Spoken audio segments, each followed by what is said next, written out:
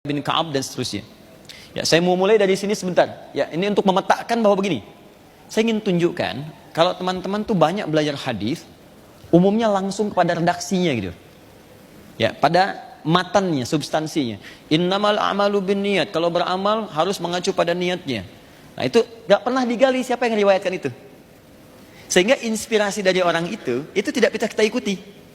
Padahal kehidupan Nabi itu nilainya miniatur kehidupan manusia di bumi. Di semua aktivitas yang kita kerjakan itu, miniasinya dalam bentuk miniatur, itu zaman Nabi ada. Pedagang zaman Nabi ada.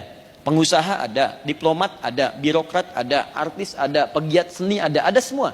Dan dibimbing oleh Nabi, dan sukses di semua bidangnya. Nah, yang paling dahsyat adalah, di balik kesuksesan mereka, seorang pengusaha, seorang pebisnis, ada diplomat, birokrat dan sebagainya, itu masih punya kesempatan bisa mengatur waktu untuk belajar dengan Nabi, ikut ta'lim. Di antaranya Abbas. Abbas ini paman Nabi, beda usianya 3 tahun dengan Nabi. Punya anak laki-laki yang populer 2 orang. Satu namanya Fudail, yang paling dewasa. Si bungsu namanya Abdullah, anak laki-laki. Karena anak laki-laki bahasa Arab disebut dengan ibnun. Untuk menyingkat, buang alifnya, pindahkan harokat alif ke ba.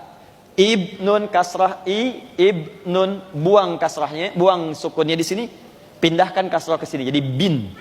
Bin itu anak laki-laki. Jelas ya? Ibnatun, anak perempuan, buang alifnya jadi bintun, binti, anak perempuan. Aisyah binti Abu Bakar, Aisyah anak perempuannya Abu Bakar.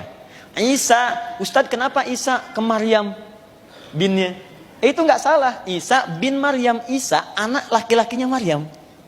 Karena Maryam nggak punya anak perempuan, ya kan? Kenapa ke ibu kemudian? Ya karena memang tidak ada bapaknya. Jelas ya? Oke, kembali ke sini. Ini Abbas ini pengusaha. Oke? Beliau pedagang, aktivitasnya banyak, paman Nabi. Yang paling dahsyat di balik usahanya itu masih punya prinsip untuk akhirat yang sangat kuat. Mesti ada waktu untuk belajar. Di setiap pekan tuh datang ke Nabi, ada luang datang ke Nabi, belajar, sampai hafal 200 hadis. Udah bayangkan, paman Nabi, dekat dengan Nabi, keluarga Nabi, dijamin masuk surga, sukses usahanya, pebisnis yang kaya, masih punya waktu belajar, hafal hadis 200. Ada orang, tapi bukan kita ya, ada orang paman Nabi bukan, tetangga Nabi bukan, sahabat Nabi bukan, surga belum jelas kan, amalan berantakan, hisab menegangkan, cita-citanya nggak nanggung, kalau ditanya masuk surga, surganya Firdaus. Ya, bersama Nabi lagi, ya. Tapi untuk belajar saja nggak punya waktu. Tapi bukan kita. Ya. Nah ini saya kira penting untuk kita renungkan kembali. Nah dia visinya tinggi. Boleh jadi saya pedagang nggak apa-apa, tapi anak saya mesti hafal Quran. Saya nggak hafal hadis, nggak apa-apa, tapi anak saya dia mesti dapat. Akhirnya beliau investasikan anak yang paling kecil yang bungsu untuk belajar di majlis Nabi. Jadi setiap datang dibawa. Dan muncul kerinduan, bapaknya berangkat, dia pengen ke taklim, datang. Sampai Nabi wafat, usianya masih sekitaran 13-14 tahun. Ada yang menyebut 15 tahun. Bapaknya hafal 200 hadis, maaf, anaknya hafal 2000 hadis. Tuh, 10 kali lipat. Jadi makanya saya sarankan gak apa-apa, anak-anak itu dunianya begitu. Kalau main gak ada masalah. Main, lewat, ya kadang-kadang lompat, kadang nyanyi-nyanyi, biarin aja. Dalam mainnya, dia belajar. Kalau bapaknya yang lompat, baru saya tegur. Ini anak nggak apa-apa gitu. Saya pernah di Bekasi tuh ngajar, terus ada anak tuh naik sampai ke bangku naik tuh kan, terus orang tuanya gelisah gitu. Saya bilang biarkan aja, biarkan, itu dunianya. Dia bawa keluar, begitu dibawa keluar, di luar itu anaknya mengulang kalimat saya dari awal sampai akhir dia keluar. Saya bilang tolong masukkan lagi anak itu, karena bapak ibunya pun nggak sanggup mengatakan apa yang dia telah ungkapkan. Masuk lagi. Nah inilah Abbas, maksud saya kalau teman-teman aktivitas apapun, ayo investasikan. Kalau bukan Anda mungkin anaknya. Kalau bukan Anda mungkin cucunya.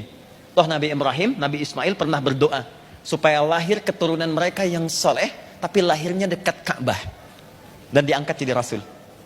Siapa yang lahir kemudian? Nabi Muhammad SAW. Itulah satu-satunya Nabi yang lahir di dekat wilayah Ka'bah. Nabi Muhammad. Yang doa siapa? Nabi Ibrahim, Nabi Ismail. Pertanyaannya apakah Nabi Ibrahim, Nabi Ismail berjumpa dengan Nabi Muhammad? Tidak. Bahkan bedanya sangat jauh, 30 generasi. Muhammad bin Abdullah bin Abdul Muttalib bin Hashim bin Abdul Manaf bin Qusay bin Murrah bin Kilab bin Ka'ab bin Ghalib bin Fihir bin Malik bin Nadar bin Kinana bin Khuzaimah bin Mudrikah bin Ilyas bin Nizar bin Mudar bin Ma'ad bin Adnan bin Adi bin Adri bin Muqawwam bin Nahur bin Tarikh bin Ya'rub bin Yasud bin Nabit bin Ismail alaihissalam bin Ibrahim alaihissalam. 30 generasi. Ayo ulangi. 30. Jadi yang minta kakek buyutnya, yang jadi cucu jauhnya. Mungkin Anda begitu, masuk majelis taklim, Anda berdoa, ya Allah, jadikan keluarga kami ahli Quran. Mungkin yang jadi bukan anak Anda, tapi cucu dari itu, dia hafal 30 juz dengan tafsirnya, dengan fiqhnya dan sebagainya, insya Allah. Ya, apa hadisnya? Jadi maksud saya gini ya, kita malu nih, yang riwayatkan hadis ini, itu anak kecil. Dan setiap, di ilmu hadis tuh gini, setiap ada anak meriwayatkan hadis, maka sebagai penghormatan bagi orang tuanya, nama anak itu akan dihilangkan, yang disebut nama orang tuanya. Abdullah, anak laki-lakinya Abbas, anak laki-laki Ibnun, disingkat jadi bin. Abdullah bin Abbas, ditutup Abdullahnya, disebut Ibnu Abbasnya. Maka muncul istilah dari Ibnu Abbas, dari Ibnu Abbas, dari Ibnu Abbas. Anak laki-lakinya Abbas. Semoga Allah meridhoi keduanya. Ini pesan di ilmu hadis, kalau ada orang tua berbuat baik untuk anaknya, maka semua kebaikan anak akan terlimpah pahalanya pada orang tua tanpa dikurangi sedikit pun. Boleh saya titip pesan ya? Dan saya sangat serius untuk menyampaikan ini.